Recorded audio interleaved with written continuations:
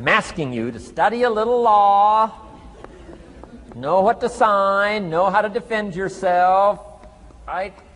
Say, hey, we'll get back. Don't sign too quickly. I mean, there's all kinds of things here. Be a student. Don't be lazy in learning. How to defend as well as nourish.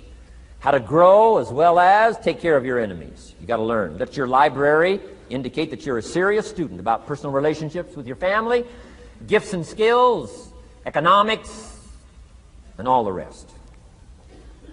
Here's the next one.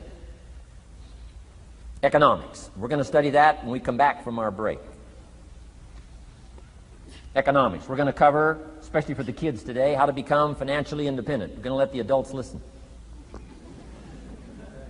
I've been teaching kids for the last 18, 19 years how to be rich by 40, 35 if you're extra bright. Most kids think they're extra bright. They go for 35.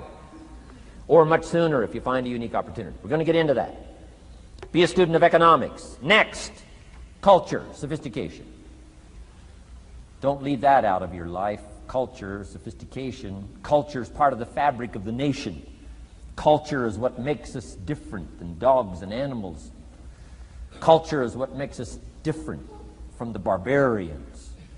Culture, sophistication. Be a student of the dance and the art and the music and all the rest of those extraordinary human values that are possible for us all to participate in as well as to enjoy. Be a student of culture. And the last one is spirituality. Study it from the Bible and all the related books about spirituality. If you're a believer, study and practice. Let your library show you're a serious student. Next, keep a journal. Shoaff said, Mr. Rohn, not only be a student, but the good ideas that you develop from the books. Keep a separate journal. Write all this stuff down. Here's what he said. Don't trust your memory. If you're serious about becoming wealthy and powerful and sophisticated and healthy, influential, cultured, unique, keep a journal. Don't trust your memory. If you listen to something valuable, write it down. If you come across something important, write it down. Write it down. Now, I used to take notes on pieces of paper and torn off corners and backs of old envelopes and restaurant placemats and long sheets and narrow sheets and little sheets and pieces and thrown in a drawer. Found out, best way, keep a journal. I've been keeping these journals now since age 25. It makes up a valuable part of my own learning, and it's a valuable part of my library. My own journals now form a good portion of my own library. The stuff. I'm trying to get kids to do like I do, be a buyer of empty books. Kids find it interesting I'd buy an empty book. Especially at my status in life. What did I pay for this one? $26. Kids say, $26 for an empty book? Why would you do that? Well, the reason I paid $26 is to press me, to see if I can't find something worth $26 to put in here. And I'm telling you, all my journals are private. But if you got a hold of one of my journals, you wouldn't have to look very far until you would say, this is worth more than $26.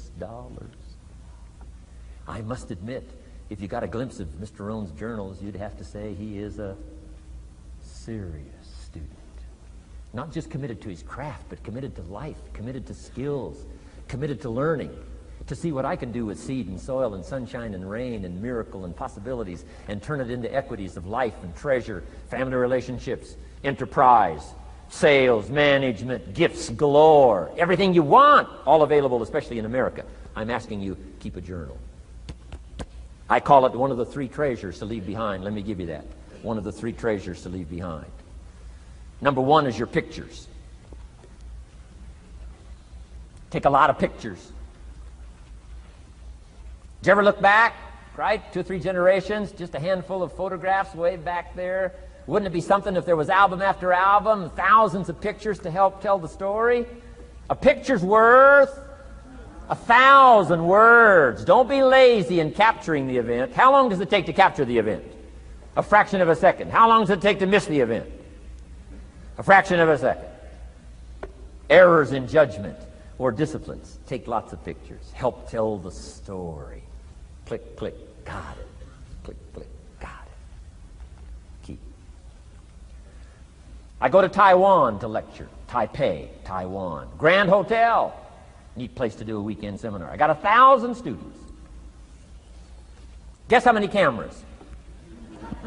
1,000 cameras. They all bring their cameras. They wouldn't miss the event, take pictures. Takes me more time to take pictures than it does to do the lectures. Here's my new American friend. Here's my new American friend. Click, click, save it. Got it. 1,000 words, each one. What a scenario. Don't miss the pictures. When you're gone, one of the things to leave behind, the treasure in picture as well as in words. Keep. Next, your library. The library that you gathered, that taught you, that instructed you, that helped you to defend your ideals, that helped you to develop a philosophy, that helped you to become wealthy and powerful and healthy and sophisticated and unique. The library that helped you conquer some disease, the library that helped you to conquer poverty, the library that caused you to walk away from the ghetto, the library, the books that instructed you, fed your mind and fed your soul. Leave your library behind. One of the greatest gifts you can leave behind is your library. Stepping stones out of the darkness into the light. Your library. So leave your books behind. Your books will be more valuable than your couch. Your books, your books, your books. And third is your journals. The ideas that you picked up. The notes you took at seminars like this. Wherever you found an occasion to gather something valuable and put it in here so you could go back over it and go back over it. Repetition is the mother of skill.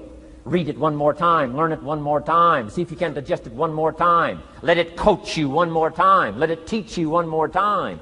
Let it inspire you one more time. Words are inspirational. The lyrics of a song. And not just read it once. That's why we put our stuff on cassettes so you can go through it again and again and again.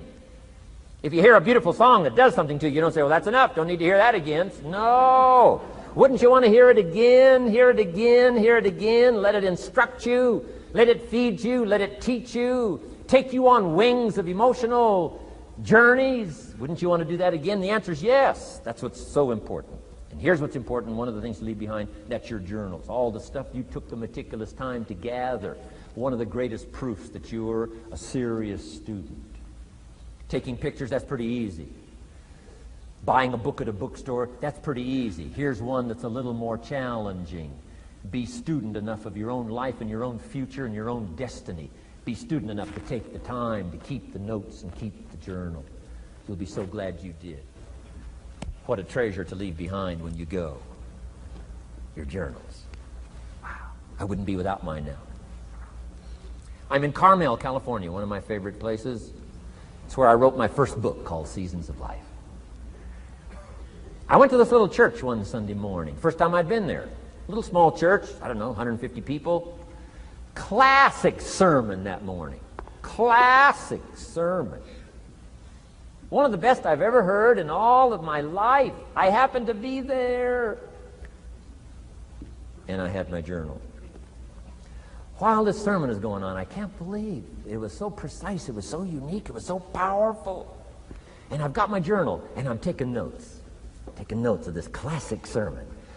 Guess how many other people were taking notes? Approximately, guess. How many do you suppose? It looked like, best as I could tell, I'm the only one taking notes of this classic sermon. Now, since I'm a stranger there, and it's the first time I've been there, and I'm taking these notes, people started looking, who is he and what's he doing? I started feeling just a little bit uncomfortable. I'm still writing. Now I'm feeling kind of like a spy. Right? I could hear some of them say, he's going to get out of here with some of this stuff. And I did. I'm the guy that walked away with the stuff. I'm asking you to be no less sincere and be no less committed to the advancement of your philosophy, the set of the sail, Talk about have your best year ever this year, and then get ready for next year, your very best year ever, and they'll start being the best, the best, the best year after year. If you'll commit yourself to some of this simple stuff called personal development, start with a walk around the block. Start with the refinement of your philosophy. Start with the teaching of your own fabulous mind, where all the answers are. I can only give you a few answers from my own experience. The rest of all the magical answers are within the confines of your own mind, but it takes the books, takes the cassettes, takes the videos, personal conversation, sermons, lyrics from songs, dialogue from the movie. Let your heart be stirred by words. Find ways to capture. Part of your personal development quest.